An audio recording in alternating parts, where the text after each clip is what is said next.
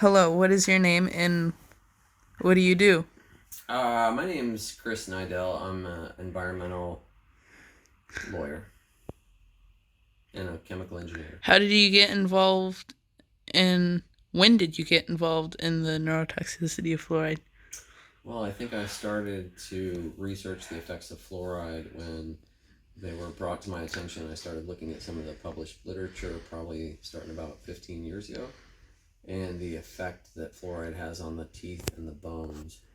I started looking at, also at the same time, I was starting to look at the data that supports the benefits of fluoride for dental health. And it appears that according to the CDC, in their 2003 report, that the predominant mechanism for dental improvement or dental health from fluoride is topically applying it to adult teeth.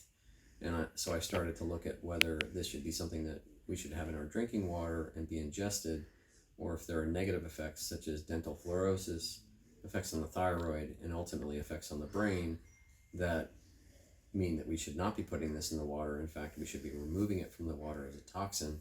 And if we are to use it for our teeth, it should be topically applied to adult teeth. So if that's with a toothpaste or a rinse, then it should be applied and then spit out rather than ingested, like in the drinking water. What is this case mostly about and who are the people and groups involved? Well, this case is about whether the EPA has sufficiently addressed the neurotoxic risk posed by fluoride in drinking water at the current levels of zero point 0.7 parts per million fluoride in drinking water. The lawsuit has been brought by a number of individuals as well as nonprofits with an interest in food and water safety, including the Fluoride Action Network, Moms Against Fluoride, and Food and Water Watch. And they're suing the EPA to force the EPA to comply with its mandate under the Toxic Substances and Control Act to evaluate the neurotoxicity of fluoride and the use case of fluoridation in drinking water. With the recent scientific studies, why does the EPA support fluoride so strongly even though they know of the risk?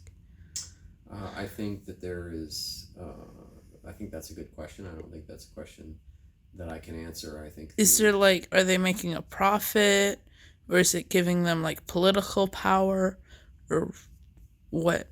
The EPA is publicly funded. They're not making a profit from this. I think the EPA may be um, sort of have a lot of inertia in terms of the science. This is something that the CDC, Department of Oral Health, has promoted for the last 50 or so years for dental health, predominantly for people in underserved communities on the basis of the fact that they don't have access to dentists or dental care. And so this has been viewed as a way to give dental health to people that can't afford appropriate dental visits and dental health care. But unfortunately may be harming those people as the latest science shows. So I think there is just an entrenched interest in the status quo at EPA. There's also an interest from the dental industry for maintaining the use of fluoride throughout the dental health care, including in the addition to drinking water. Who are some of the people or groups that might be more affected by the fluoride compared to others? Well, I think if you look at who drinks the most tap water, if you look at who is not getting bottled water or filtered water, or particularly for fluoride, you have to have reverse osmosis. So that would indicate that in terms of income, there are people that are lower income that would probably be most likely to drink more water, number one, and more tap water, number two. So if they're in fluoridated communities, it would be largely impacting poor people of lower income. The other people that would be significantly affected would be people that drink more water than others or have impaired kidneys, so diabetics, kidney patients, people that are being encouraged to drink more water, as well as potentially athletes and recreational people who run and exercise and are out in the heat that are drinking, more than a liter of water a day, which is the EPA assumes the average person is drinking. What are some of the positive and negative health effects of adding this to the water and using it in dental practice? Well, I think the positive effects are arguably improved dental health, although it seems that the CDC agrees that that's primarily not the way that fluoride helps to improve dental health. So ingestion does not seem to be a way that is really associated with improving or reducing cavities or improving dental health. The downsides, so it doesn't appear that there's much of an upside to actually ingesting fluoride in the form of drinking water. Again, topically applying it to adult teeth may have a benefit, but the ingestion of fluoride seems to be limited to negative effects such as dental fluorosis, which is can be brown staining and white staining on your teeth. It can cause hypothyroidism or decreases thyroid function, as well as having an impact on brain development during pregnancy. So there are significant downsides at the time that there is a marginal, if any, benefit in terms of the ingestion of fluoride. Is there any things you think would be good to say or things that people should know about this?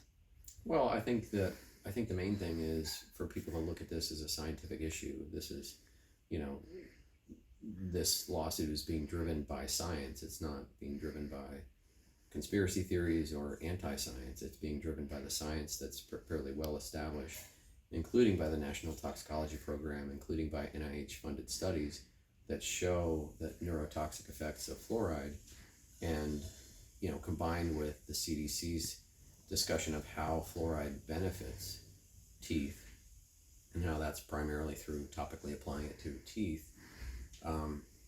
You have a situation where there's little to no benefit and there's evidence of significant harm, and coming from the scientific studies, which leads one to conclude that this is not something we should be doing by choice. It's not something we should be spending money on, and particularly in this situation where there may be no benefit at all and there may be significant harm. What are some steps that people can do to limit fluoride exposure or help this case, if it is still happening?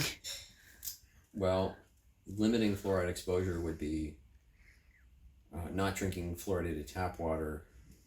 Unfortunately, you can't boil it off. You have to have a reverse osmosis filter. You can get certain bottled water that's free of fluoride, which has its own concerns about bottled water.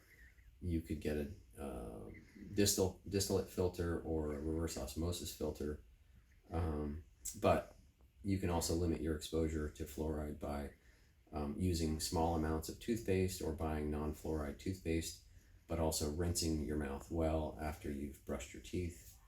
So there are other ways to avoid fluoride in addition to avoiding it through the drinking water. Ways to help this lawsuit are to reach out, get informed, and potentially make donations to some of the nonprofits that are involved, including Food and Water Watch, Fluoride Action Network, and Moms Against Fluoride. Thank you for having this interview with me. This is for school reasons, and I hope my teachers learned something from it, so thank you. You're welcome.